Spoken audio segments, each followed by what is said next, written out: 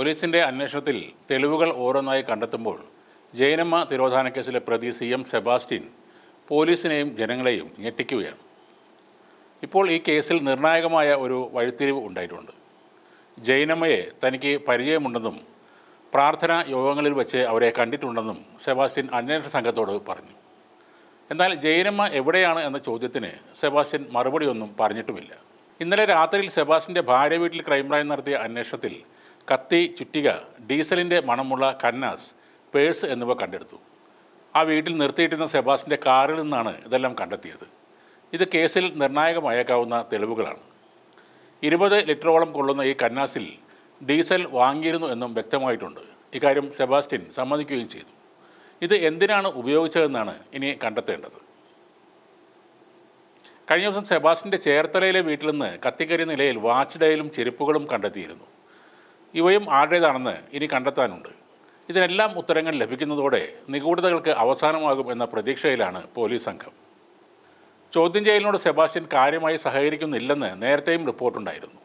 സെബാസ്റ്റ്യൻ്റെ പല മൊഴികളും വിശ്വസിക്കാവുന്നതല്ലെന്നും ചില കാര്യങ്ങളിൽ കൂടുതൽ വ്യക്തത വരുത്തേണ്ടതുണ്ടെന്നും ക്രൈംബ്രാഞ്ച് കോടതിയെ അറിയിക്കുകയും ചെയ്തു.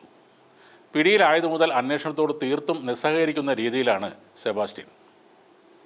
ഉന്നത ഉദ്യോഗസ്ഥരെത്തി പല രീതിയിൽ ചോദ്യം ചെയ്തിട്ടും സെബാസ്റ്റ്യന് യാതൊരു കുലുക്കവുമില്ല. ചേർത്തലയിലെ സെബാസ്റ്റ്യൻ്റെ വീട്ടുവളപ്പിൽ നിന്ന് ലഭിച്ച മൃതദേഹ അവശിഷ്ടങ്ങൾ ഒരു സ്ത്രീയുടെ തന്നെയാണെന്ന് വ്യക്തമായിട്ടുണ്ട്.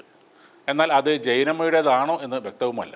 DNA പരിശോധനാ ഫലവും മറ്റ് രാസപരിശോധനാ ഫലങ്ങളും ലഭിച്ചാൽ മാത്രമേ ഇക്കാര്യത്തിൽ ഒരു വ്യക്തത വരൂ. കൂടുതൽ പേരെ ഇയാൾ കൊലപ്പെടുത്തിയിട്ടുണ്ടെന്നാണ് കരുതുന്നത്.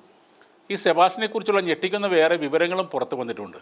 സെബാസ്റ്റ്യൻ തൻ്റെ 17-ാം വയസ്സിൽ ബന്ധുക്കൾക്ക് ഭക്ഷണത്തിൽ വിഷം കലർത്തി വധിക്കാൻ ശ്രമിച്ചിരുന്നതായാണ് അന്വേഷണ സംഘത്തിന് ലഭിച്ച വിവരം.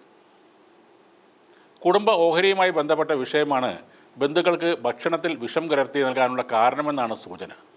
സ്വത്തുമായി ബന്ധപ്പെട്ട് പിതൃ സഹോദരൻ്റെ കുടുംബവുമായി തർക്കമുണ്ടായിരുന്നു.